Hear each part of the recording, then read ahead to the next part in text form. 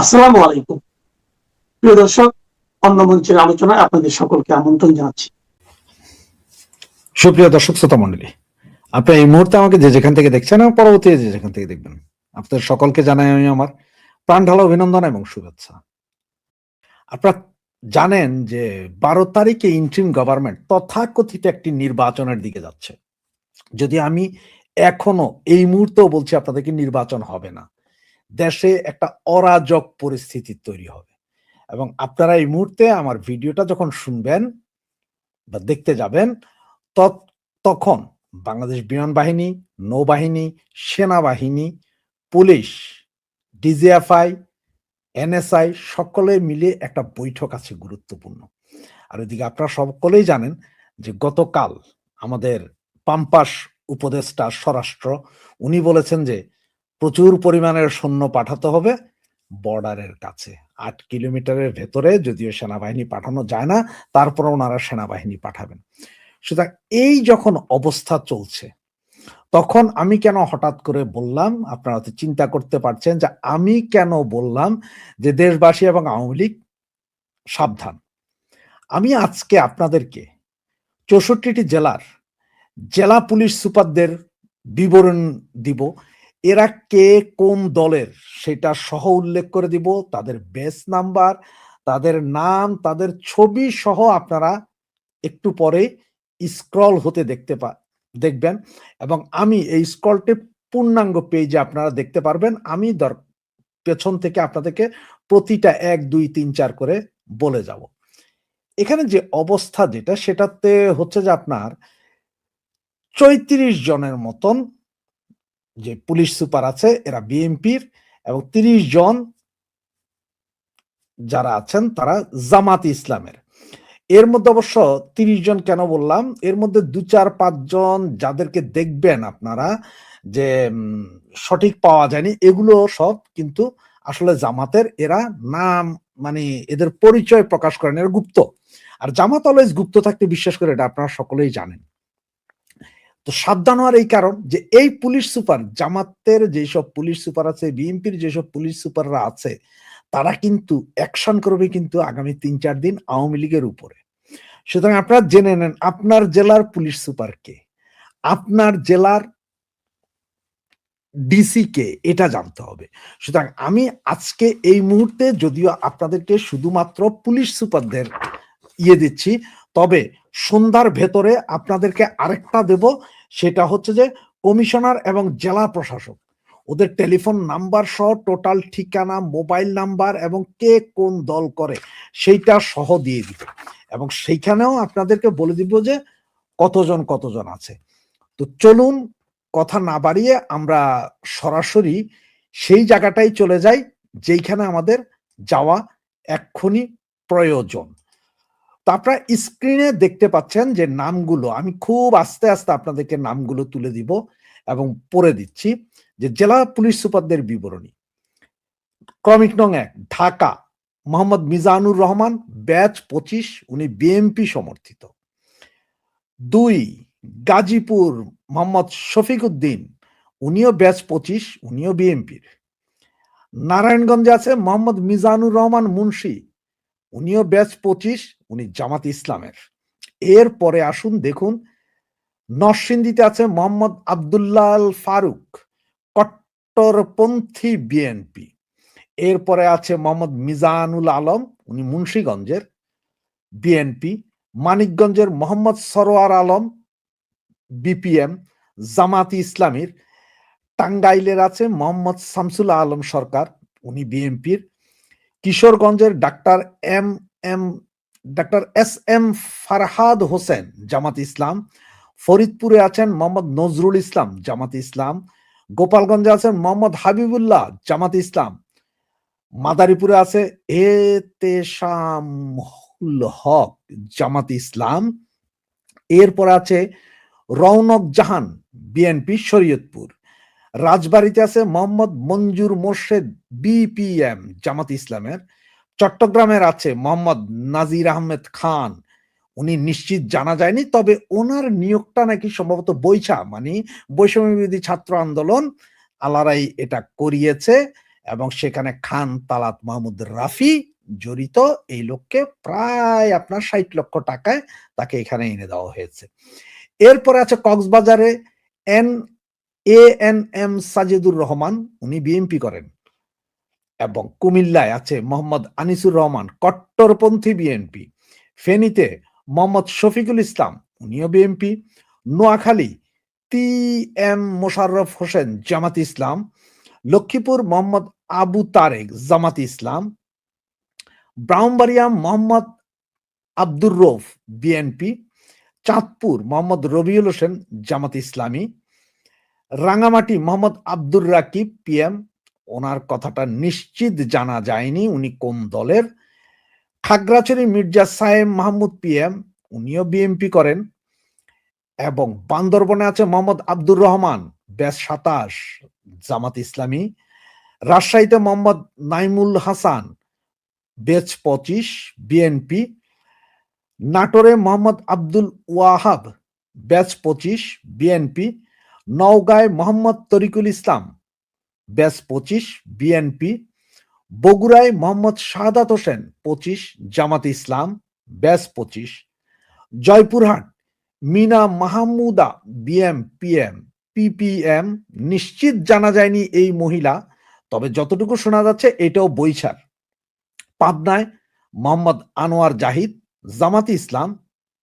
Sirajganj Mohammad Saiful Islam, BNP. চাঁদপুরে গৌতম কুমার বিশ্বাস, উনিও এখন বিএনপি। খুলনায় মোহাম্মদ মাহবুর রহমান, বিএনপি। যশোরে মোহাম্মদ রফিকুল ইসলাম, বিএনপি। সাতক্ষীরায় মোহাম্মদ আরেফিন জুয়েল, বিএনপি। এছাড়াও আছে ঝিনাইদহে মোহাম্মদ মাহফুজ আফজাল, জামাত ইসলাম। Magura Mohammad Habibur Rahman, BNP. Narail Mohammad Al Mamun Sikdar, BNP. Bagerhat Mohammad Hasan Chowdhury, BPM, Jamaat Islami করেন উনি। কুষ্টিয়ায় মোহাম্মদ জসিমউদ্দিন, পিপিএম, বার, বিএনপি। মোহাম্মদ মনিরুল ইসলাম, চুয়াডাঙ্গা, জামাত ইসলাম।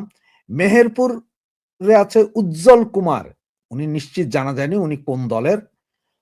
বরিশালে আছেন ফারজানা ইসলাম, জামাত ইসলামী। পটুয়াখালীতে আছেন মোহাম্মদ আবু ইউসুফ, বিপিএম, বিএনপি। ভোলায় মোহাম্মদ শহীদুল্লাহ কাউসার, পিপিএম, বিএনপি। পিরোজপুরে আছেন মোহাম্মদ মঞ্জুর আহমদ সিদ্দিকী, জামাত ইসলামী। বরগুনায় আছেন মোহাম্মদ কুদরতি খুদা, পিপিএম, বিএনপি করেন উনি। ঝালকাঠিতে আছেন মোহাম্মদ মিজানুর রহমান, উনি বিএনপি করেন। সিলেটে কাজী আক্তার উল আলম, উনিও বিএনপি করেন। মৌলভীবাজারে মোহাম্মদ বিল্লাল হোসেন, জামাত ইসলাম করেন।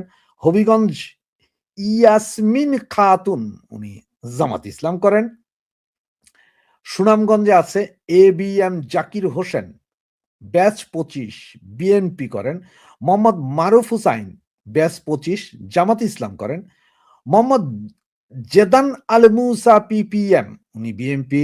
মোহাম্মদ বেলাল হোসেন, বিএনপি করেন ঠাকুরগাঁয়ে। এবং দিনাজপুরে ছিলেন আপনার মোহাম্মদ জেদান আল মুসা, বিপিএম। পঞ্চগড়ে মোহাম্মদ রবিউল ইসলাম, তাবলিগ জামাত। নীলফামারী শেখ জাহিদুল ইসলাম, পিপিএম, বিএনপি করেন। লালমনিরহাট মোহাম্মদ আসাদুজ্জামান, জামাত ইসলাম করেন। কুড়িগ্রামে খন্দকার ফজলে রাব্বি, পিপিএম, উনি বিএনপি করেন। গাইবান্ধাতে মোহাম্মদ জসিম উদ্দিন, ব্যাচ ২৫, বিএনপি করেন। ময়মনসিংহে মোহাম্মদ মিজানুর রহমান, ব্যাচ ২৫, বিএনপি করেন। জামালপুরে জনাব ডক্টর চৌধুরী মোহাম্মদ জাবের সাদেক, বিএনপি করেন। শেরপুরে মোহাম্মদ কামরুল ইসলাম, জামাত ইসলামী। এবং সর্বশেষ নেত্রকোনা মোহাম্মদ তরিকুল ইসলাম, ব্যাচ ২৭, উনি জামায়াতে ইসলামী করেন। তো আপনারা এতক্ষণ যা শুনলেন বা যা দেখলেন, তাতে এখানে কোনো কিছুই ছলচাতুরির কোনো প্রশ্রয় নেওয়া হয়নি। আমি আপনাদেরকে পুরোপুরি জিনিসটা দেখানোর চেষ্টা করেছি যে কে কোন দল করেন এবং কিভাবে এই পুলিশ প্রশাসনটাকে সাজানো হয়েছে। তো কালকে ডিসিদের লিস্টটা আমি দিয়ে দিব, সন্ধ্যার ভিতরে আপনারা পেয়ে যাবেন কে কোন দল করে, ওদের মোবাইল নাম্বার এবং সব সহ। এবং এখানে দেখেন এই যাদের নাম বললাম জামাত ইসলামের যারা আছে, এরা এক সময়কারের দুর্ধর্ষ শিবিরের ক্যাডার ছিল।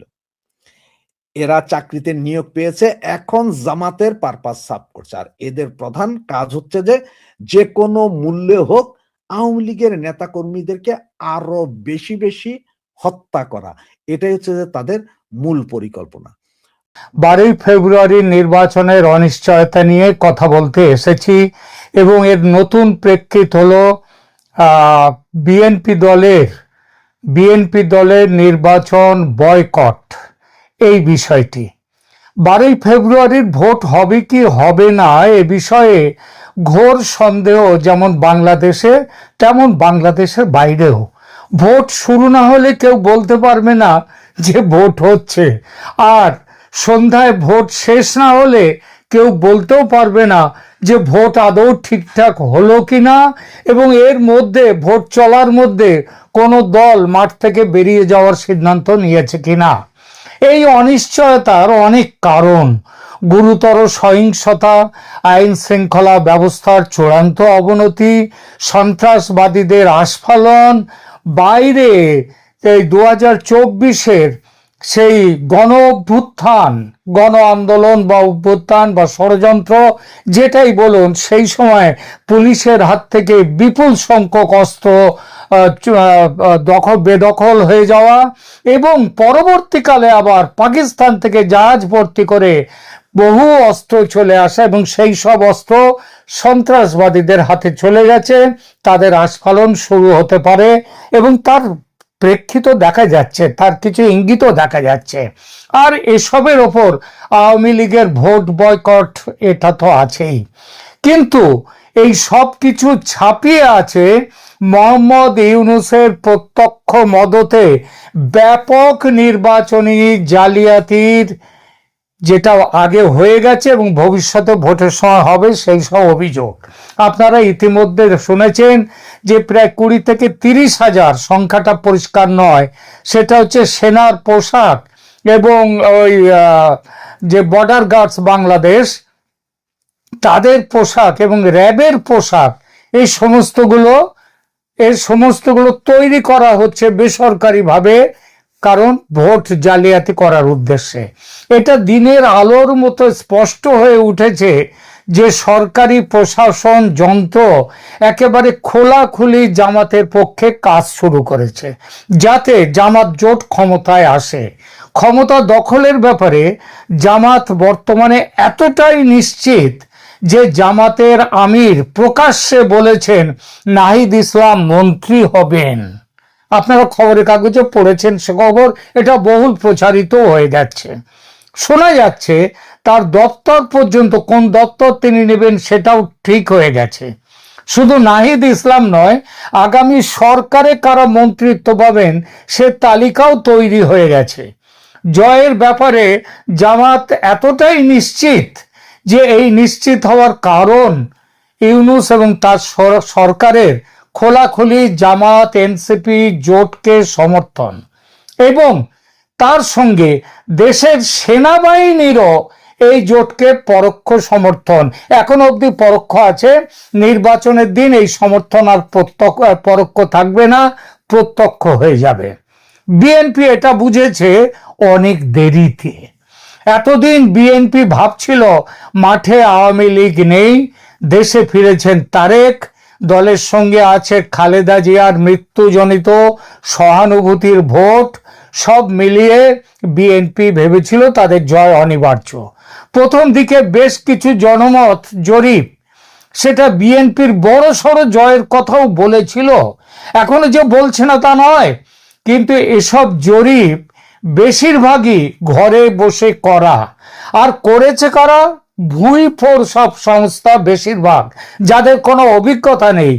500, 1000, 2000, 5000 মানুষের সঙ্গে অনলাইনে যোগাযোগ করে কথা বলে তৈরি হয়েছে এইসব জরিপ। বাস্তবতার নামগন্ধ নেই।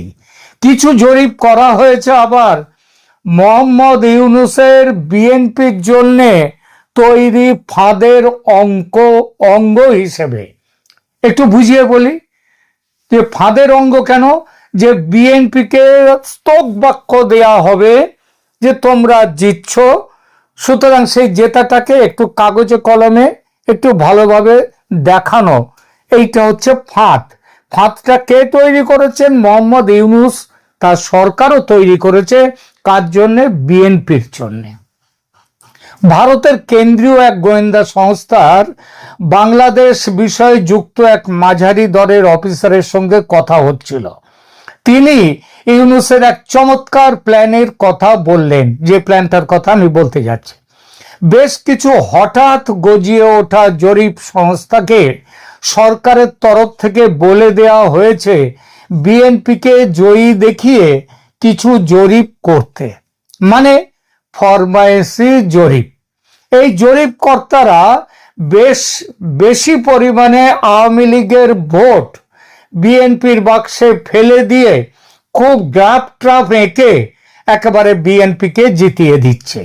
এইসব জরিপের ফলে বিএনপি ক্ষমতায় আসার বিষয়ে দারুণ নিশ্চিত ছিল, বলা যায় একেবারে স্বপ্নে বিভোর ছিল। কিন্তু একেবারে প্রস্তুতির শেষ লগ্নে এসে ঘুম ভেঙেছে বিএনপির। মাঠের আসল ছবি ধরা পড়েছে চোখে। সরকার এবং সেনা যে জামাতের সঙ্গে জোট বেঁধে নির্বাচনী জালিয়াতির বড়সড় প্ল্যান বানিয়েছে, সেটা ধরা পড়েছে বিএনপির কাছে।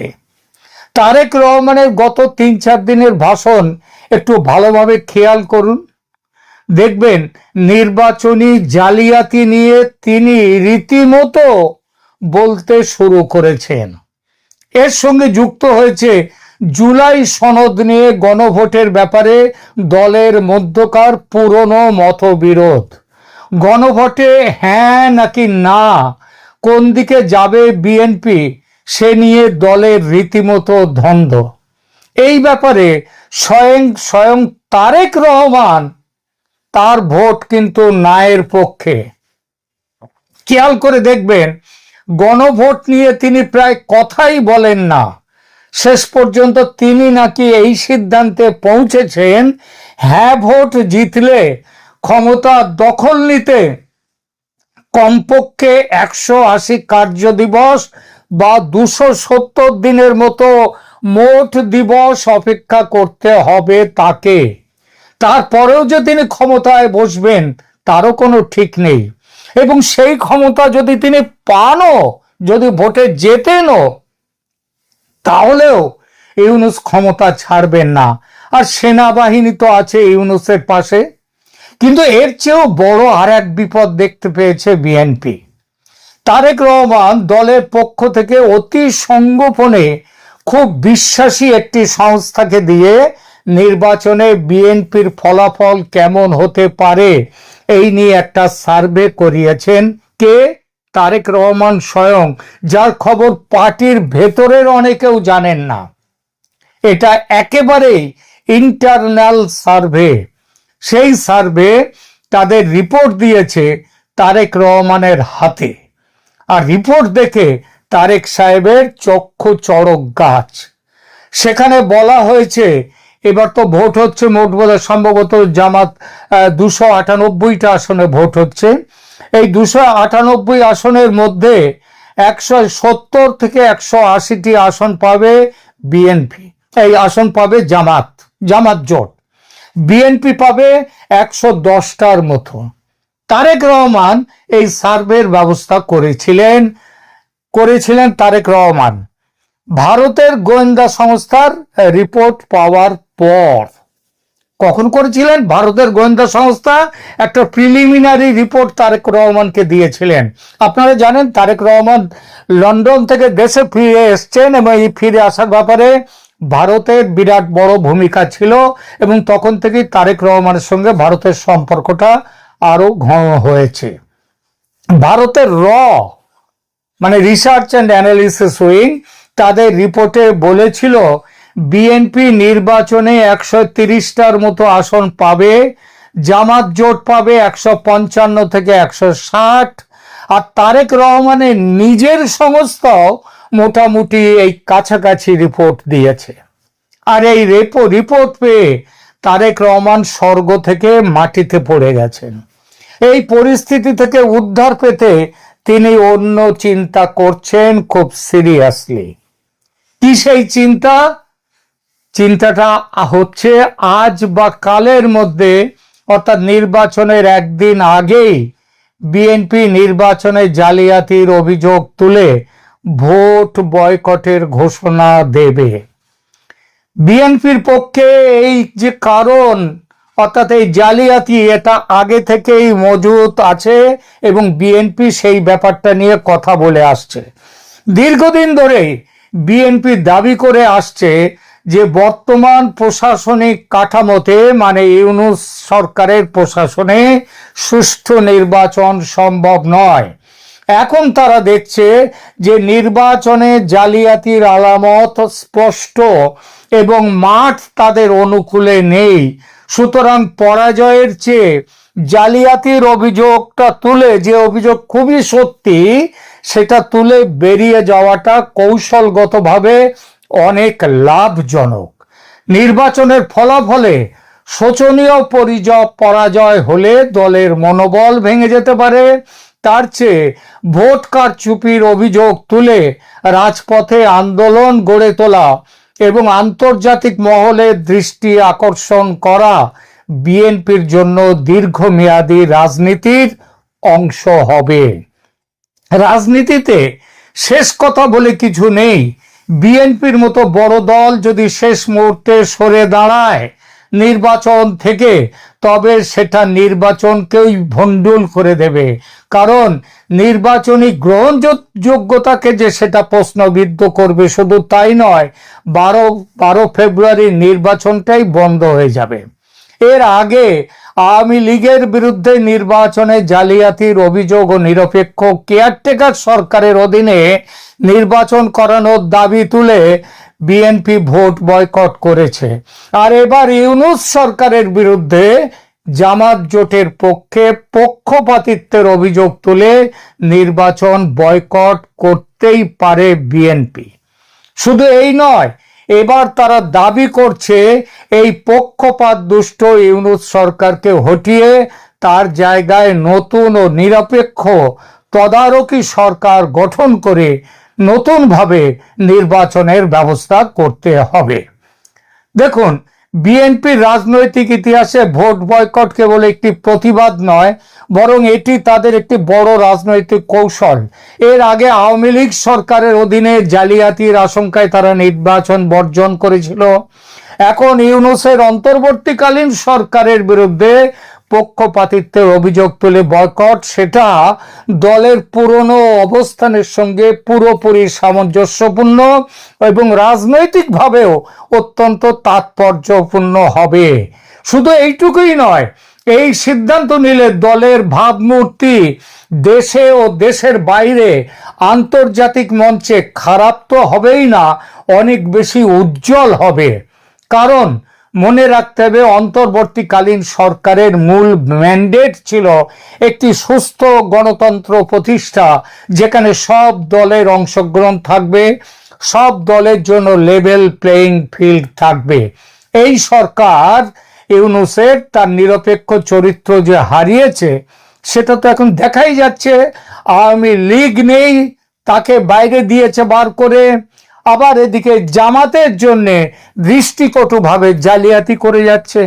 ফলে এমন সিদ্ধান্ত জনসমর্থন পাবেই বাংলাদেশের ভেতরে এবং আন্তর্জাতিক মহলে।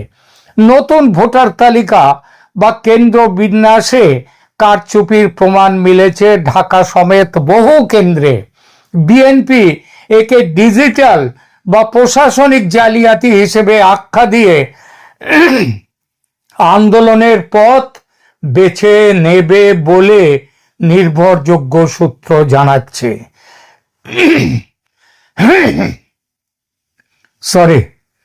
বিএনপির ভোট বয়কটের সিদ্ধান্ত একটা সুদূর প্রসারী চিন্তা ভাবনা থেকেও উঠে এসেছে। লন্ডনে বিএনপির থিঙ্ক ট্যাঙ্ক হিসেবে পরিচিত তারেকের অত্যন্ত বিশ্বস্ত কিছু মানুষ একটি যুগান্তকারী প্রস্তাব দিয়েছে, সেটা এইবার বলবো। প্রস্তাবটি হলো জামাতকে সরিয়ে আওয়ামী লীগকে দেশের রাজনীতিতে ফিরিয়ে এনে পুরনো চেনা বাইপোলার রাজনীতিতে ফিরে যাওয়া, যেখানে প্রধান দুটি দল হবে বিএনপি ও আওয়ামী লীগ।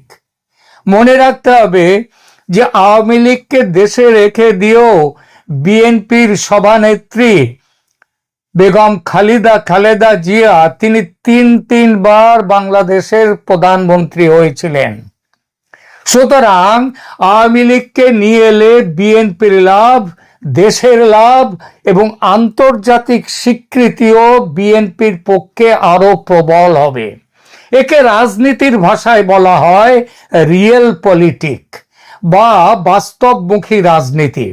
আপাত দৃষ্টিতে বিএনপি এবং আওয়ামী লীগকে চিরশত্রু মনে হলেও ক্ষমতার ভারসাম্যের প্রশ্নে এই তত্ত্বটির পেছনে, অর্থাৎ আওয়ামী লীগ এবং বিএনপি এই দুটোই থাকবে দেশে মুখ্য ধারার দল। এই প্রশ্নে, এই তত্ত্বর পেছনে বেশ কিছু শক্তিশালী যুক্তিও রয়েছে। প্রথমত, দ্বিমেরু রাজনীতি বা বাইপোলার রাজনীতির স্থিতিশীলতা। দীর্ঘ কয়েক দশক ধরে বাংলাদেশের রাজনীতি বিএনপি এবং আওয়ামী লীগ এই দুই মেরুকে কেন্দ্র করে আবর্তিত হয়েছে। আন্তর্জাতিক সম্প্রদায় এবং বিশেষ করে বিদেশি বিনিয়োগকারীরা এমন একটি রাজনৈতিক পরিবেশ পছন্দ করে যা প্রেডিক্টেবল বা পূর্বাভাসযোগ্য। বিএনপি জানে যে জামাতের ক্রমবর্ধমান শক্তি কিন্তু বিএনপির নিজস্ব ভোট ব্যাংকে ভাগ বসাতে পারে, বসাচ্ছে, এবং যদি আওয়ামী লীগ দেশে না ফেরে তাহলে এই বিএনপির ভোট ব্যাংকে জামাত আরো বেশি ভোট ভাগ বসাবে। আওয়ামী লীগ যদি রাজনীতি থেকে পুরোপুরি নিশ্চিহ্ন হয়ে যায় তবে যে শূন্যতা তৈরি হবে তা পূরণ করতে এগিয়ে আসবে এই জামাত। বিএনপির জন্য পুরনো শত্রুর মোকাবিলা করা নতুন ও অজানা শত্রুর মোকাবিলা করার চেয়ে সহজ।